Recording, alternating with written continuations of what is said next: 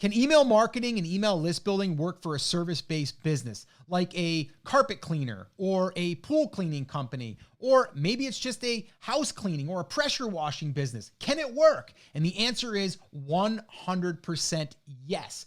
And a lot of times you have an advantage because you have a product or a service that you're going to come back and do again and again and again. So we want to build that email list. So if I was a service-based business, here's what I would do. Step one, I'd create that lead magnet. So let's say that I owned a carpet cleaning company.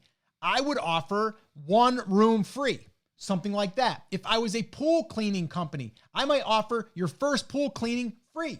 Yes, I'm going to invest a truck to roll out there, but I know that I'm going to be getting a potential customer that could be paying me month after month or year after year. You always got to think about that as a service-based business. So will email marketing work for you? Yes. If you want help building your email list, if you want help email marketing, definitely grab a copy of our email list building playbook. You can do that by heading over to emaillistplaybook.com. Check it out. I think it'll help you.